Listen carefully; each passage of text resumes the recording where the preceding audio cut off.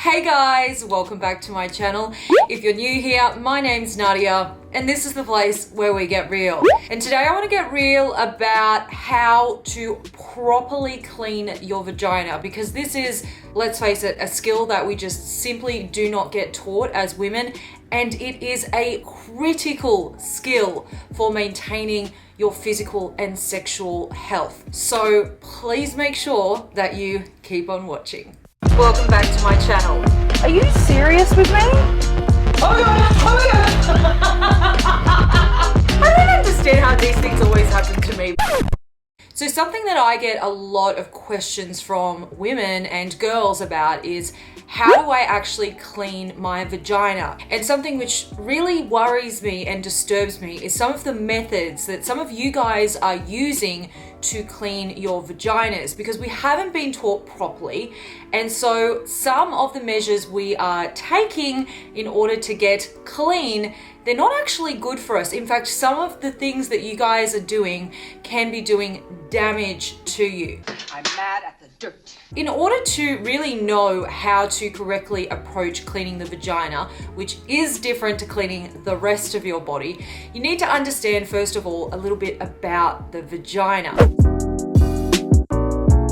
So we refer to the vagina as what we see in the mirror, but actually what we see when we're looking at ourselves naked in the mirror, that's called the vulva. The vulva is that outside section. The vagina is actually the hole at the bottom. It's the one that we would put a tampon inside or a penis inside if you like having sex with people with penises. And above that hole, there's another very tiny hole, and that is our urethra, and that's the hole that we pee out of. And then above that again, you've got the clitoris. The clitoris is the thing that feels really good to touch doing some self-love or if we're having sex. Those are kind of the parts of the vagina you need to know about. There's also those lips, those outer lips surrounding the vagina. Those are known as the labia. You've got the inner and outer labia minora and majora, but basically all you need to know is that's the labia. So what's really important to understand about the vagina is that it absolutely needs to maintain a pH balance. There are tons of things that can throw off your vagina's natural pH balance and lead you to develop a bacterial infection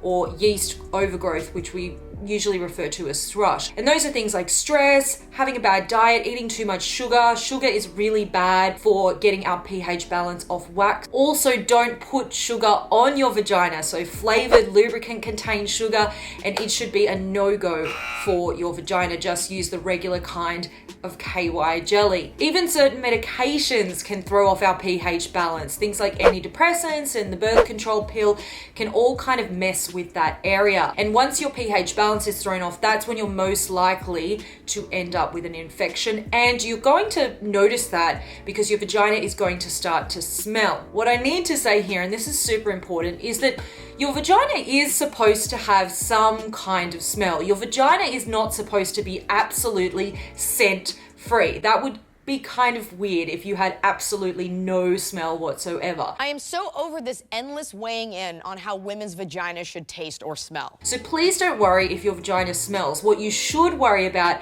is if the smell of your vagina changes. So if your vagina starts suddenly developing a really strong odor, or it starts smelling a lot more fishy, anything that's different to what you're used to, that is a sign that your pH balance has probably been thrown off and you should speak to a doctor. Now, besides obviously living a stress-free lifestyle and trying to eat a healthy diet, one of the best things you can do for your vagina is to clean it properly. And like I said, this is something that we just don't get taught.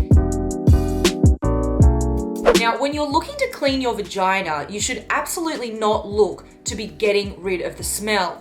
And this is a big mistake that I see women making. Women go out and purchase scented products for their vagina. Not only is this totally unnecessary, because your vagina, ladies, is not supposed to smell like a flower or like candy, but also any product that has any kind of perfume or fragrance in it, that is going to cause your pH balance to be thrown off. Your vagina doesn't like all of that stuff. What you actually want to do is just wash your vagina in the shower with warm water. There was another YouTuber who recently did a video on this, and it was a great video, and I will definitely link it down below for you guys if you want to check it out. Her name is Typical T. But one of the things I very strongly disagree with in her video is the part she says about using soap. You should absolutely not use soap on your vagina. While soap is great for the rest of your body, and you should definitely be using soap under your arms and all over the rest of your body, you should never put any kind of soap product around your vulva or your vagina. And that's because soap is naturally very drying. It's one of the reasons why most dermatologists tell you not to use soap on your face, because it's going to dry your skin out and make your face look all cracked and just not good.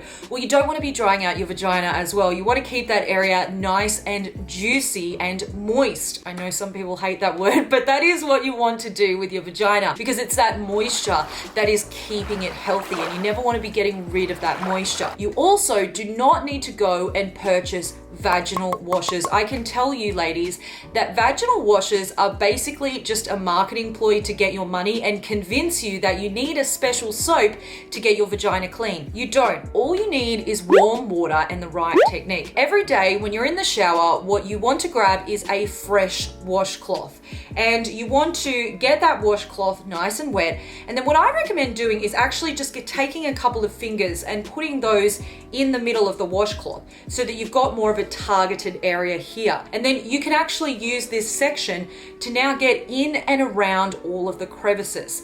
See, one of the mistakes that a lot of women make is we just allow the water to wash over the top of ourselves, and we assume that that's getting us clean, but it's not actually getting in and around our labia and around our clitoris as well, because our clitoris is covered by something called the clitoral hood, and so bacteria can actually build up underneath that little hood, and that can cause really unpleasant odor, and it can also cause an infection. So go ahead and with your wet washcloth and your fingers in the middle there, actually just put it in and around all of the different crevices. Actually very gently push back that little hood that's over your clitoris and get in and around that. Do make sure though that you are doing it very, very gently, because the tissue in and around the vulva is incredibly sensitive and incredibly delicate. And if you're just grabbing the washcloth and scrubbing away, you're going to cause yourself damage. And this is a mistake I see a lot of girls